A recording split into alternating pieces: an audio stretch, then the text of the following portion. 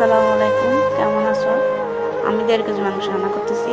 আদা, রসুন, পেঁয়াজ, লাল মরিচ, হলুদের গুঁড়া, মশলার গুঁড়া, ধনিয়ার গুঁড়া, গরম মশলার গুঁড়া, লবণ, সাথে পেঁয়াজ ভাজা আর হচ্ছে কাঁচা পেঁয়াজ কাটা, সাথে দিয়ে দিচ্ছি আদা, এলাচি, তেজপাতা, রং,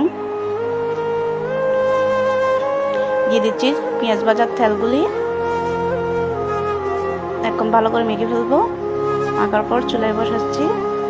হালকা ভাজা হয়ে গেছে, একদম লাল কালাগুলো। এখন দিয়ে দিচ্ছি আমি ফ্রাই প্যানে তেল, রসুন, আদা, মরিচ, সাথে ঢেলে দিচ্ছি। এখন হয়ে গেছে আমার রান্না। এখন প্লেটে নিয়েছি বাড়িতে। হয়ে গেছে আমার রান্না। খেতে অনেক মজা, মাশাআল্লাহ।